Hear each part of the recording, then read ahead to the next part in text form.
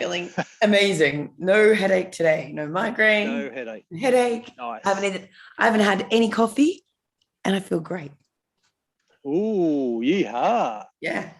And so you did have a bit of a slow day yesterday to recover from our excellent musicians, the Tijuana Cartel. I did. Yeah, I did. And it's really funny. Actually, my mentor, Mark, on Friday made me make some commitments to what I was going to do to recharge my energies. And he was like, what's your, like, how do I know you're going to do it?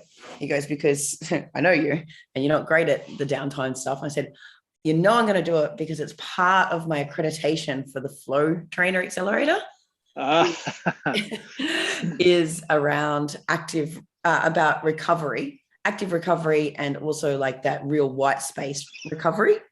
I said, so I will commit to having a massage a week with no listening to podcasts, no listening to a book, just laying there. Just laying there. What's that all about? He's like, wait, you're meaning to tell me that you've never gone for a massage and not just laid there? I was like, never. Always listening to an audiobook or a podcast or something. And I'm like, yeah. So yesterday I did take our books out with us. We went over just down here. There's a beautiful little bay that's protected from the wind, and had the books with us and everything, because I thought, oh yeah, I might lay there. And then I decided just to lay there and be mindful and feel the wind blowing on my skin, listening to the waves, hearing the kids laugh. Then I was getting distracted by my thoughts. So then I was like, okay, what else can I hear? So then I was trying to pick up the different accents of people that were talking. And I just felt so relaxed. Yeah, nice. And so we spoke about a daily mindfulness practice a little while ago. And it can be as simple as that, as just, feeling the wind or hearing the laughter and just being really present. I remember talking with Gemma Simon, who used to play for the Matildas. And, she was talking with my daughter and I and talking about when she's nervous going into a new stadium or even an old stadium, what they do is they just take a moment and look around for something they've never seen before. So something they've never noticed. And, every time you go into a room or into a place, there's always that one thing that you can find, or three things that you can find that you've never noticed before, just to bring yourself back into, I'm here now. Yeah. Yeah, how beautiful. It's pretty amazing, like even at our top level sports teams, that's the simple things that they use to try and calm nerves and quieten the mind a little bit. Yeah. Yeah, so beautiful. I felt completely different afterwards. And it was really tempting for me to continually, I wanted to reach for my book. Steve was researching something on his phone. So I was like, maybe I should be using my time better. I could be looking at something and I'm like, wait, no, this is the purpose of the time. The purpose of the time. I'm not being lazy, but this is a problem for ADHD and super A-type personalities as well. Is like, I've got to feel like I'm using the time wisely and reminding myself that was the purpose of the time. That's what I've committed to doing, is trying to have the device free, or the stop being busy. Like, don't need to read Rockefeller Habits right then and there. Like, it is perfectly okay to just notice the sounds and to feel the breeze and just absorb the sun. It was lovely. Nice. And I think we were talking at the beginning of this, Kyle, about what we were going to share today and about the lessons. And honestly, the biggest lesson for me was how much I struggled with the playtime. So device free time, I'm not so bad with, because if I'm doing a workout or doing sport or going for surf or doing something, I can be device free. I don't really like my phone, but I use my computer like a lot. So like if I'm doing my yoga, I'm using YouTube. Either like I WhatsApp and I do my messaging from my computer. So if I'm present with people, like when we've got the kids now, I put my phone away and that's no problem. But the time dedicated to play, I really struggled with. Unless I was doing, unless it was part of my exercise or something, like going for a surf, but just that the relaxation or the not doing something for a purpose was a bit triggering sometimes. Like, so that's, and as I said, now starting to flow trainer and becoming accredited in that, and knowing that one of the key things for people to achieve the impossible and not burn out. So people can push through and they achieve impossible things, but they burn out. So this is one of the burnout, what do they call it? The burnout breakers or something like this, is making like kind of forcing yourself until you're in the habit. And I think that's, gotta say it, fuck. Rolling into the next 6 weeks. I think that's where my commitment's going to be. Like, I'm going to put in my set points for my upgraded systems of living around those sessions. And what's coming to mind is 3. It's Stephen Kotler suggests 3 sessions that are that, I'm going to say nothingness things. So like the massage without the book or the audio book. I've got a sauna in my building. Yep. And I've got a light that clips onto my book. I know that I definitely will struggle. Maybe it's part of the grit that I need. I'll definitely struggle to sit in the sauna with nothing, but it could be my place that I read my fiction book. Right. My story. And I've got a beautiful spa that's on the edge of the water down there.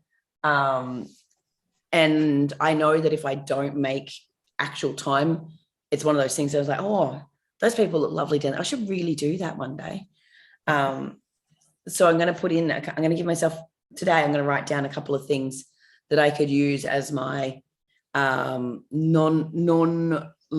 non-pushing, non-growing, because I'm a learning junkie piece. And that I'll work on that for the next 6 weeks. So I think that's my piece. That's the piece I struggle with the most. Yep. What did you think you learned about yourself for the last 6 weeks, Kyle? I was a bit slow. I'm a slow learner. It took me 7 weeks.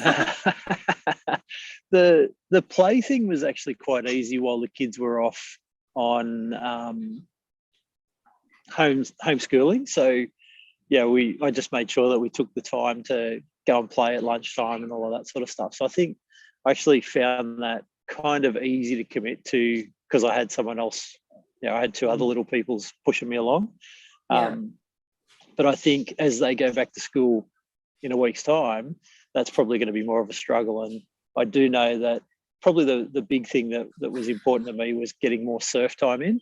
Yeah. And I think that's got to be scheduled. It's easy to push it aside and go, oh yeah, I can just do that when I do that. But I think it just needs a bit more focus on it. Yeah. I think actually that's probably for me too. Because in the mornings, if I feel like I'm going to be rushed, then I put it off. But we know that we best just surfing in the morning. It's rare that you get it, especially this time of year. I'm just trying to get out of the way of that sunrise so you can see it. It's rare that you can get an afternoon surf without the wind. And I think I need to get that in, because we know doing things that create flow for ourselves is what creates more flow for ourselves in other areas of our life.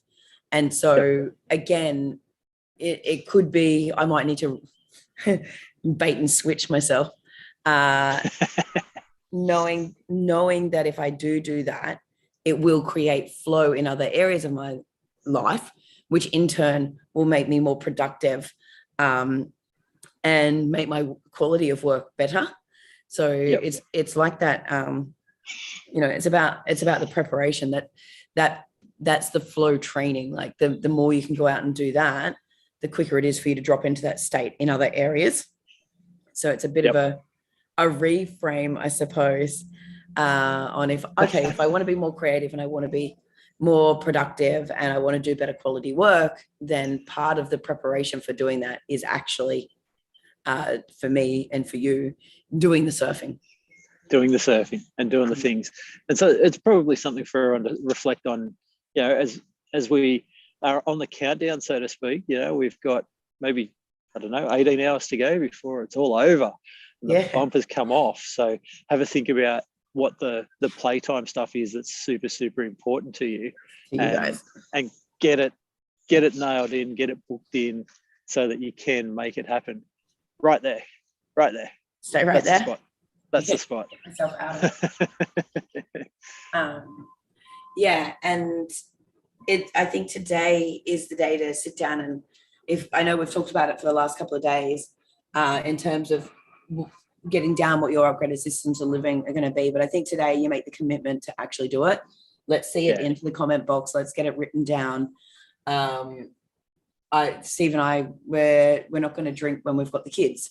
So like no alcohol at all, which means that every second weekend we won't be drinking. We're going to stick to the 10 pages. I was just thinking this morning that I might allow myself, and maybe Friday and Saturday night, maybe, of not doing my yoga before bed. So maybe it's every weekday or the 5 days a week is the 2 workouts, 10 pages, like those things, so that I still feel like I've got a little bit of, if I want to just watch Yellowstone on Stan and then go to bed, that's I can. Of which that's empty brain time as well. Yeah. So I'm just going to putting into those places and really think about what's the things that you feel like are not quite a habit yet that you still want to ingrain. Like we talked about 12 weeks tough. And I'd say that, so I'm thinking about it as if rolling into 12 weeks tough. But obviously it's not that tough now. But again, that commitment for me, it's like what we do with the business plans, right? Having those 6-week sprints, and having that, for me, having that deadline that's long enough to get into a pattern, but short enough that my ADD doesn't squirrel me off. And I think breaking it down into that and being able to giving that as, okay, cool, then I'll do a reflection then and see what's working for me, what's not working for me. What do I need is there any new habits I need to stack in? Or is there anything I need to ask myself a better question around, like, is it serving me or not serving me? And it gives you the ability to really look at those systems of living and upgrade or adjust. Whereas in normal life, we don't really do that. We might do a challenge here or there and then we forget about it. We don't really put this practice in to constantly upgrade ourselves. So this is what I'm going to do. I know we do it with our 6 week solid. We often put in a milestone there, Carl, that's around our health and well-being. But for me, it's just taking it up another level on that. Yep. So I reckon that's it for everyone today, is to make sure that you sit down today and plan what the next 6 weeks, what you're going to do to upgrade your lifestyle and your living so that you can continue to be your best self. Love it.